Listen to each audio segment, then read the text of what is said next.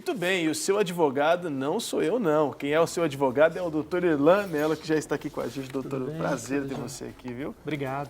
E é claro, também a doutora Luciana, que está junto com a gente. Sim, que eu vou ajudar no tema. Bom, e a gente vai falar sobre FGTS, uma história muito interessante, aconteceu há pouco tempo aí, que algumas ações começaram a entrar quanto como é que se fala? Você foi rever o valor que foi pago pelo FGTS. Exatamente. Porque a taxa não era a taxa mais calculada. Explica um pouco, que melhor do que eu explicar você, né, doutor? Sim. Na verdade, o que acontece? O FGTS ele é feito o cálculo através da TR e mais 3% ao ano de juros. O que aconteceu? Aconteceu que a TR, ela de fato ela não reflete a inflação.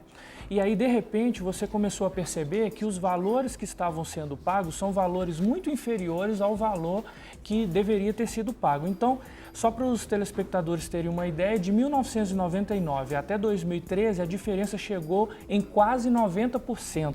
Uau! Olha só. Então, é um valor considerável. Meu Deus! Né? Até para quem ganhou R$1.000, o valor é considerável demais, 90% a seria mais. R$1.900. R$1.900. Agora, isso gera muitas dúvidas, Sim. né? E a gente foi às ruas, o povo falou, o povo perguntou e a gente vai transmitir essas perguntas para você. Pode rodar a primeira pergunta. Okay. Olá, meu nome é Lucas e a minha pergunta é: todo trabalhador tem direito ao FGTS?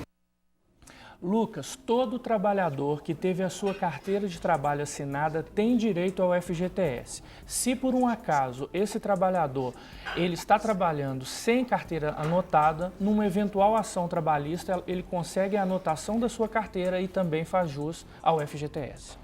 Tá respondido. Olha, você também, deixa eu só, antes da gente chamar a segunda pergunta, você pode participar com a gente aqui, inclusive trazendo as suas perguntas, lembrando que o quadro Seu Advogado toda quinta-feira está aqui presente. Então, talvez você quer falar de algum tema muito interessante aí, que você tem visto aí todo mundo falar e você quer que o doutor responda algumas dúvidas tuas, aproveita que aqui a audiência com ele não está sendo paga. Então, você já pode mandar aqui a sua pergunta para a gente. O endereço para você mandar a sua pergunta pode ser o nosso e-mail, de tudo um pouco, @redesuper.com.br, de tudo um pouco, @redesuper.com.br é o nosso e-mail, e você pode ligar também nos telefones do 3209-3301, no 3253-3320 e também no nosso Twitter, @detudoumpoucotv. Mande as suas perguntas, porque a gente vai preparando ao longo da semana os temas e o doutor Irlan responde aqui. Tem mais perguntas, Isso aí, então já que se as perguntas da rua não forem as suas perguntas, você pode mandar aqui também as suas dúvidas que o doutor Irlan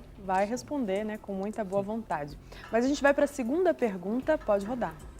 Meu nome é Gabriel e eu queria saber quais as situações que me permitem sacar o FGTS. Gabriel, são várias situações, eu vou enumerar algumas porque são muitas.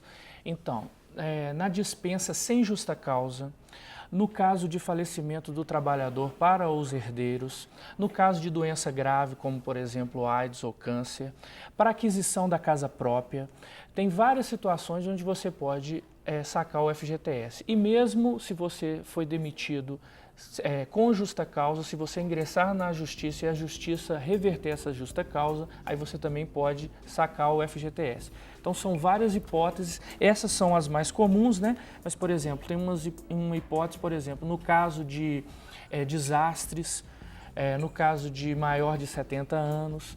Então são várias hipóteses. É sempre bom você procurar o advogado, então, para se informar, porque existe até esses, como você disse, de desastres, a cidade, né? Maremoto, terremoto, calamidade pública. E aí ele pode, então, sacar o FGTS para esses fins aí, então. Então vamos para a terceira pergunta das ruas, roda aí. Meu nome é Thaís, quem administra o FGTS?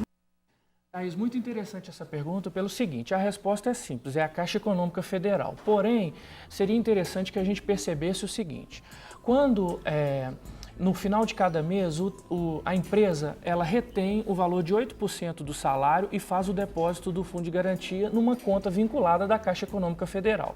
A Caixa Econômica Federal, ela administra este valor. Porém, o que acontece? Ela administra te remunerando com TR mais 3% ao ano. E ela utiliza esse valor no mercado financeiro para várias situações. Existe, por exemplo, a situação de construção de casa própria e tudo mais.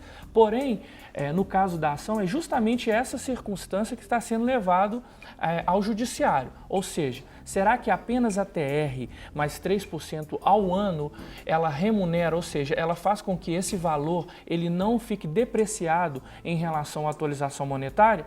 Essa é a discussão.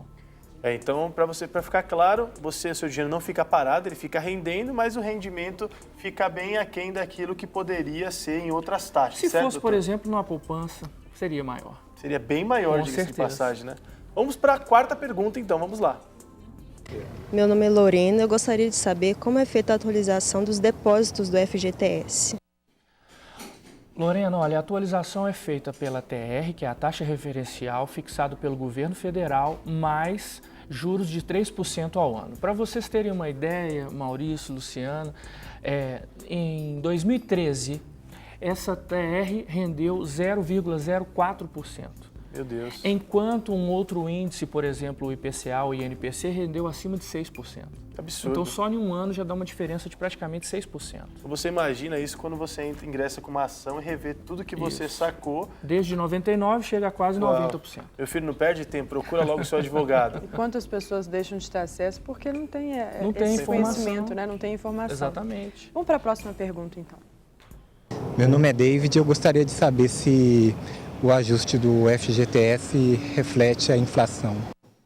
É isso mesmo, David. O ajuste do FGTS ele não reflete a inflação. É por isso que esta ação visa recompor esta inflação que foi perdida desde o ano de 1999.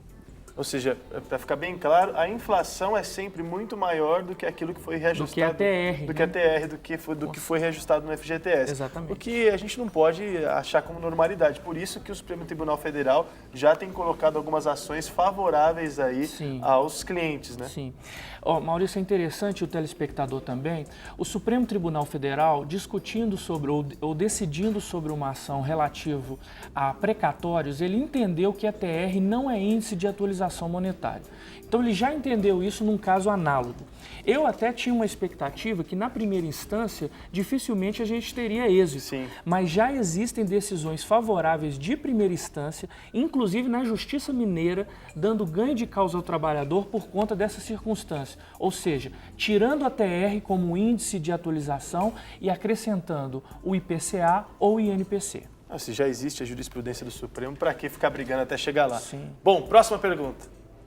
Existe uma ação para recompor as perdas do FGTS? Como isso pode ser realizado? Sim, olha, essa ação, uma situação interessante é o seguinte, eu ainda não vi um caso onde o governo pagou algo sem o ingresso na justiça. Então, há necessidade de você ingressar com a ação na justiça. Então, o que acontece nesse caso? Acontece o seguinte, você precisa ingressar com a ação, essa ação vai recompor o seu saldo. Aí geram algumas dúvidas. Por exemplo, essa ação ela não é contra o empregador, ou seja, você não corre um risco de perder o seu emprego se você entrar com essa ação. Essa ação é contra a Caixa Econômica Federal. O que ela visa? Ela visa recompor o saldo do seu FGTS que não foi pago durante esse período, de 99 até 2014, que é onde a gente está.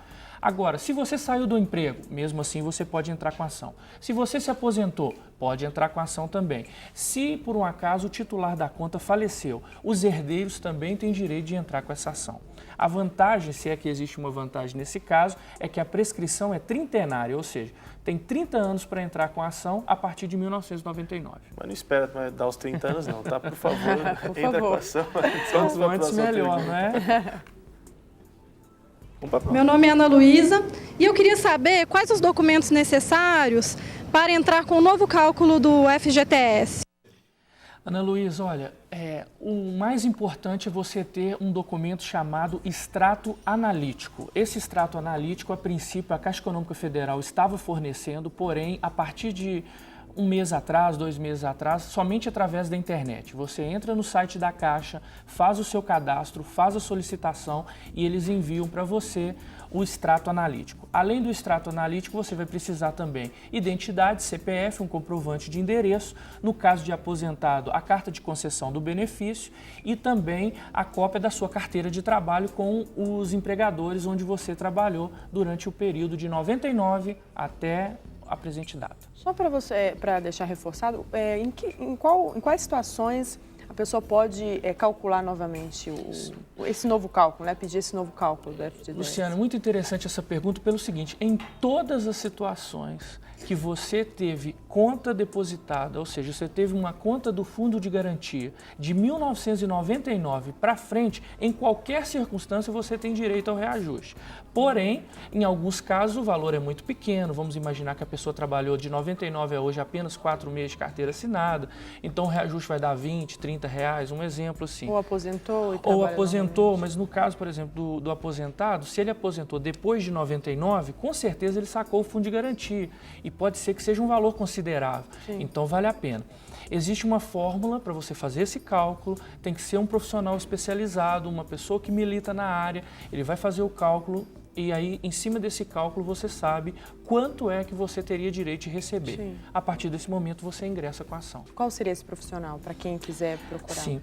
Um contador, ele poderia fazer o cálculo, mas o profissional habilitado para ingressar com a ação na justiça é somente o advogado. Então, o telespectador precisa procurar o seu advogado, um advogado de confiança, uma pessoa que vai estar do seu lado para te defender nessas circunstâncias. Ótimo. Então, a gente vai para a última pergunta do povo nas ruas.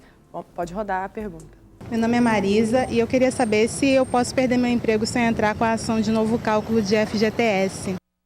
Pois é, Marisa, as pessoas ficam com receio, né, de perder o seu emprego se entrar com a ação, mas eu quero reforçar que a ação não é contra o empregador, a ação é contra a Caixa Econômica Federal pela falta do reajuste nos depósitos do Fundo de Garantia. Então fique tranquila, providencie os documentos, procure seu advogado e ingresse com a ação, porque como mesmo o Maurício disse, a ação ela pode demorar um certo tempo e você não vai ficar esperando isso acontecer. Ingresse logo com a sua ação para que você possa fazer valer o seu direito. Deixa eu só te fazer mais uma pergunta, doutora. É um receio geral. Quem é correntista da Caixa Econômica Federal, às vezes tem muitos benefícios, ele tem lá os seus limites, a sua linha de crédito, ou mesmo está pensando em utilizar o Banco Caixa Econômica Federal para conseguir um crédito, para conseguir financiar a sua casa própria, enfim, pode ser qualquer que seja o financiamento.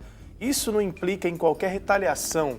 Eu vou usar esse termo porque é o termo mais popular que a gente pode usar. Retaliação por parte da Caixa Econômica Federal, uma negatória deles dizendo assim, não, a gente, por procedimento interno, nós não estamos aprovando, o que acontece muito em outros bancos. Sim. Na verdade, a ação judicial ela não tem qualquer vínculo que possa impedir um correntista, por exemplo, de ter o seu cheque especial, de ter o seu cartão de crédito ou de ter um financiamento. Agora, nós não podemos garantir que isso não vai acontecer. Se isso acontecer e a instituição financeira, tanto para a Caixa quanto qualquer outro banco, negar o crédito sem uma justificativa plausível, isso é passível de uma ação de indenização por danos morais, porque houve uma discriminação. Se eu estou no mercado para oferecer crédito e vem uma pessoa que tem totais condições de adquirir esse crédito e eu não forneço sem uma explicação, isso é passível de danos morais, o Código de Defesa do Consumidor protege o consumidor nesse caso e ela pode ingressar com ação na justiça também. E a justificativa do banco não pode ser você tem um processo contra mim e por isso a gente não vai... A gente tem um litígio, como a gente vai ter uma forma amigável? Isso não pode. Não pode mesmo, porque a Caixa Econômica Federal também é um banco que tem valores públicos, não é? Sim. E ela não pode tratar diferente... A discriminação. Ter uma atitude discriminatória. Ótimo, com certeza. Doutor Irlan, a gente quer te agradecer mais uma vez e esperamos a próxima vez que você vier sempre elucidando as nossas dúvidas, trazendo informação para o povo, é muito importante isso. Vamos aguardar as perguntas do telespectador e eu tenho certeza que sempre a gente vai estar esclarecendo os direitos das pessoas. Com certeza.